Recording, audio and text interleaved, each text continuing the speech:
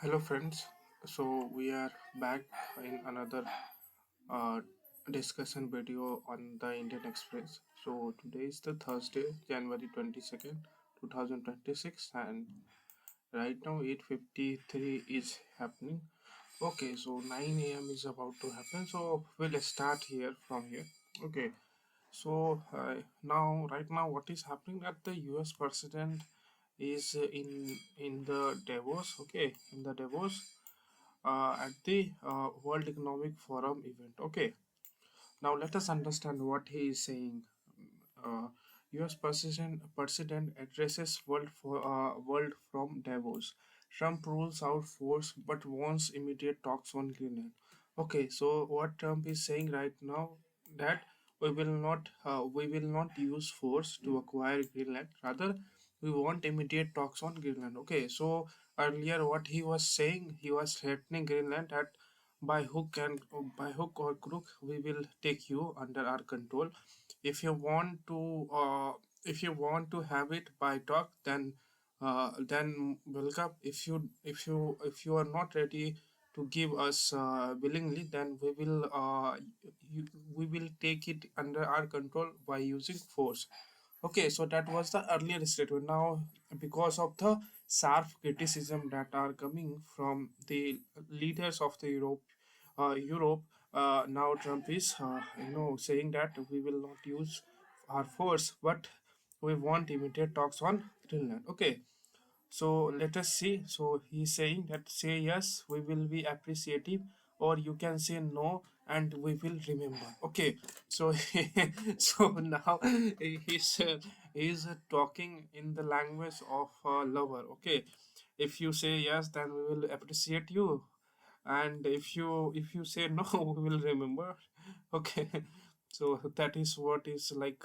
It is a kind of child. How a child cry. Okay, for something. Now see, so he's saying that the U.S. Now the news is that the U.S. President Donald Trump said on Wednesday that he would not take over Greenland by force, but stuck firmly to his demand for control of Danish territory during a speech in Davos and hinted at consequences if his ambitions were thwarted. People thought I would use force, but I don't have to use force. Trump said at the World Economic Forum annual meeting in the Swiss Alpine resort. I don't want to use force. I won't use force. He added without mentioning his threat of tariffs. Okay. Now Carney takes stage and the high ground. If we are not at table, we are on the menu. Prime Minister Mark Carney of Canada did not mention the United States or President Donald Trump by name in a speech at the World Economic Forum on Tuesday, but it was clear where he placed the blame for what he called a uh, uh, rupture in the world order. I will talk today about the breaking of the world order, the end of a pleasant fiction, and the beginning of a brutal reality where the geopolitics of the great powers is not subject to any constraint, said Carney. Okay, so without taking the name of Trump or US, he is actually targeting US or Trump. Okay, so that is the thing. Now, so these are easy power to hold SIR not unlimited. Okay, so the Supreme Court is saying that that it is legal that EC should carry out SIR, but it is not subject to unlimited power. Okay, so it has to do it with limitation and must be transparent. Okay, so that is the thing. Now, not much things are important from page one for our examination perspective. Okay, so we'll leave to the editorial page and let us see what is there on the editorial. So, amid cable newsification, journalism must reclaim its role as check on power. So, this has been written by Sashi Tharu sir. So, we'll not look at this particular piece of information because it is not much of importance for us. Okay, so first we'll do those things which are very important. Okay, let us see, is there anything else we can have for our discussion? Okay, yes. So economic part. So you say economic part. So over September, November, net FDI outflows from India have total just short of $4 billion. So what is happening? What has happened in last year, particularly in the months of September to November, in 3 months, that outflow of FDI, which means that the foreign direct investment that was earlier existing in India has gone out of India. Okay, just that has been totaling just sort of $4 billion, around $4 billion. $4 billion has been has been uh, has been taken out of India. Okay, so that is what it is saying that now MOSPI is almost 1,000 contract has, staff hires at data collection work increases. Okay, so now rupee plunges 72 paisa to end at a fresh record low of 91.70. So rupees depreciation of rupee is continuing. Goel steps down as eternal CEO, Dinda to succeed. Okay. D-license 500 megahertz spectrum in high demand, 6 gigahertz band DOT. Okay, India will definitely become third largest economy, says IT Minister Vaishnav. Okay, state of economy holds ground for optimism. RBI is saying that. Okay, now let us see this in details. Okay, so the high frequency indicators for December suggest continued buoyancy in growth impulses with demand conditions remaining upbeat. The Reserve Bank of India (RBI) said in its the State of the Economy article published on Wednesday. Rural demand indicators regain momentum with retail automobile sales recording broad-based growth across categories. An increase in automobile sales was driven by enhanced affordability following GST cuts. So not much important for us. Okay. Now the world news. Again, without US, most of the countries don't even work. Trump tells world from Davos. So this is the address of the Trump we already discussed. Man who assassinated former PM Shinzo Abe gets life in jail. Okay. Now, Pak, Turkey among nations joining Gaza Board of Peace. Saudi Arabia, Turkey, Egypt, Jordan, Indonesia, Pakistan, Qatar have accepted invitations to join US President Donald Trump's Board of Peace for Gaza. Their foreign minister said in a joint statement on Wednesday. Okay. Nuclear reactor restart by Fukushima operator revives safety concerns. Okay, so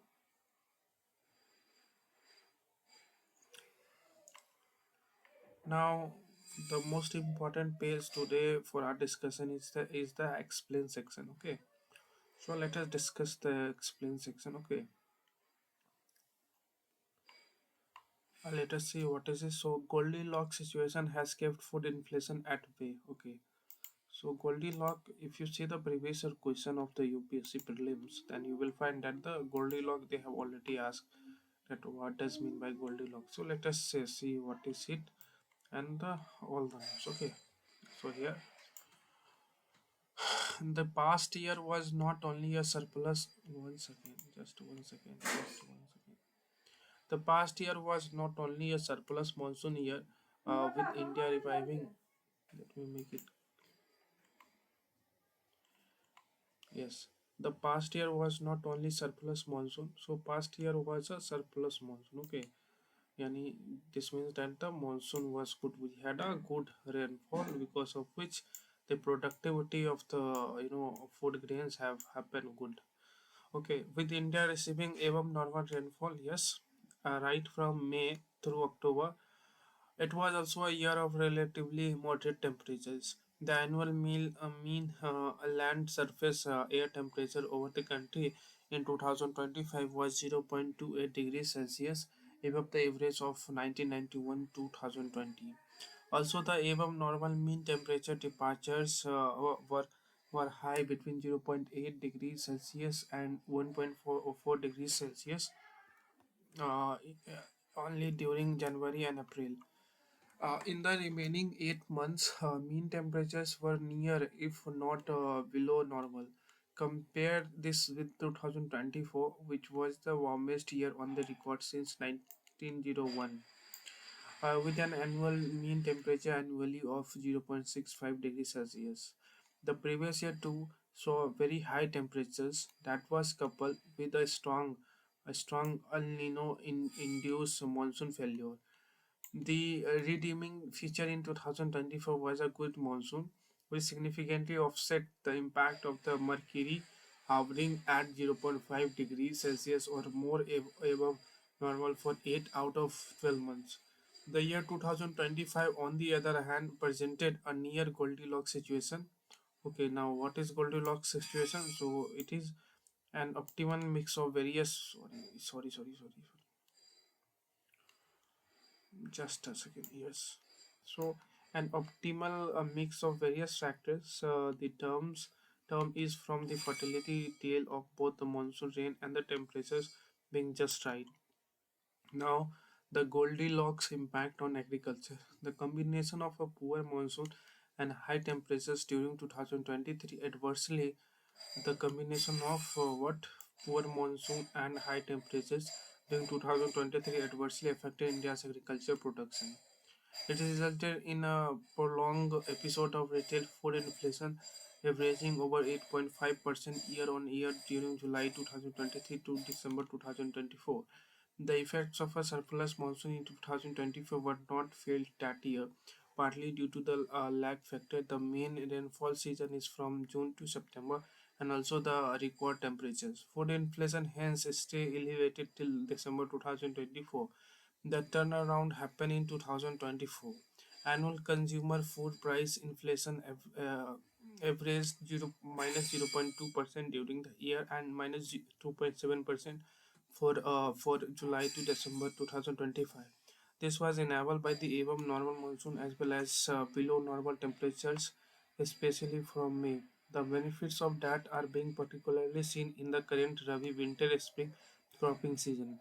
In October, before the peak sowing period, water levels in India's 161 major reservoirs were at 90.8% of their full storage capacity. The surplus rains also fill up farm ponds and other small water bodies besides recharging groundwater tables. These, in conjunction with cool temperatures conducive to germination, have led to farmers showing an all-time high area of 334.17 lakh hectares under wheat so far this season, against 328.01 hectare for the corresponding period of 2024-25. They have similarly increased average acres in mustard, rabi maize, and red lentil masoor. Now crop status. Now let us talk about the crop status. The wheat crop sown during November is the wheat crop sown during November is in the tailoring, shoot development, and stem elongation stage. This stage matters because the more shoots that grow from the base of the main stem, and the more the potential spikes or gain bearing years. The germination crop bigger and the tailoring have been excellent this time. As things stand, and assuming no sudden jump in temperatures, we are headed for a record harvest, said Ranveer Yadav, principal scientist at the Indian Agriculture Research Institute, New Delhi. Okay, so IARSI. The wheat crop comes to heading, that is years to fully emerge from the tillers. 80 to 95 days are after sowing. This is followed by a flowering, pollination, and seed setting before the final grain development stage from the mid late February. Maximum temperature should be in the early 30 degrees Celsius range during the 35 to 40 days of grain formation, filling, and ripening. Any surge in Mars temperatures, like in 2002, when the mean temperature departure above normal was 1.61 degrees Celsius for all India and 3.22 degrees Celsius for the wheat belt of northwest India, could cause premature ripening and drying of grains, translating into lower yields. But that possibility looks unlikely thanks to prevailing La Nina opposite to El Nino conditions, which are generally associated with colder than normal winters in India. The prospect of bumper harvest seems likely in most Rabi crops for now. Take potato, where India's production in 2024-25 was officially estimated at 58.1 million tons. This year, it will be at least 3 to 4% higher. According to S. Sondranjane, CEO of High Farm, the agribusiness unit of the Ahmedabad-based French fries maker Hyphen Foods Limited, Private Limited, last season high temperatures during sowing time from mid-October to November mean that the seed potatoes could not sprout properly and from a sufficient number of tubers. The subsequent period, however, was marked by low night temperatures and long day length with bright sunshine, ideal for photosynthesis and growth. Therefore, even the tubers that were formed had a larger size and higher weight. This season, both tuberization and tuber bulking are good, and there is hardly any disease either. Added Sundaranjane, the only crop of concern is mustard with damage from Orovense Agpicia, a root parasitic weed, being reported in many growing areas of Haryana, Rajasthan.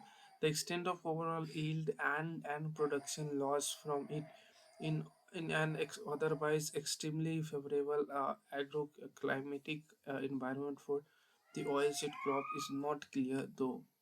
Food inflation outlook. Potato is currently wholesaling in the mandis of Uttar Pradesh at rupees 600 to 700 per quintal, as compared to rupees 1200 to 1300 a year ago.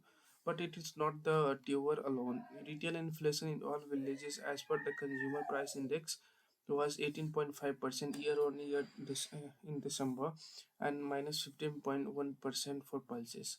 The reason for this is not only the Goldilocks combination of munificent rains and moderate temperatures yielding a bumper harvest. Equally important is the domestic stocks and international supply position. Table 2 shows total rice and wheat stocks in government godowns at 95.4 metric ton as on January 1, to be nearly 4.5 times the required level and also more than the previous high of 87.1 metric ton for the same date of 2022.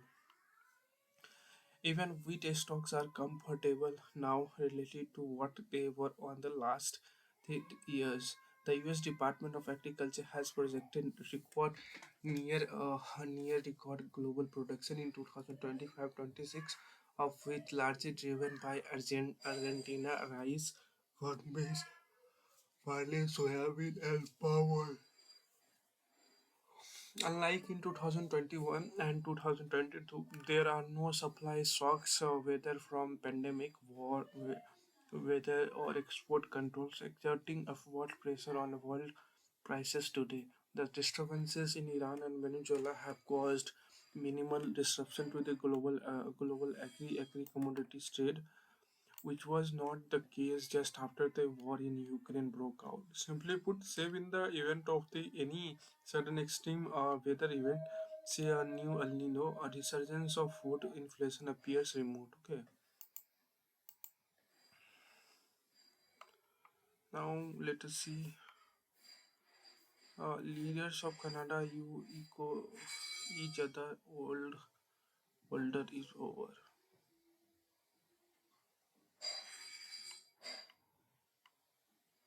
Why Punjab farmers want security fence moved closer to water with with Pakistan.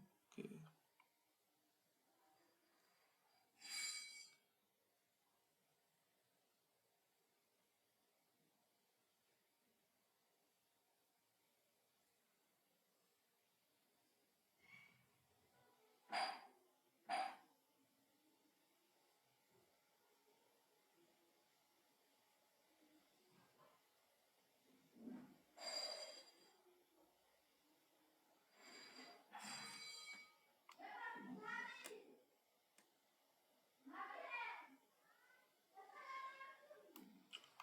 So I hope that now we have ended up all the discussions of the Indian Express for today, which are relevant for our examination perspective.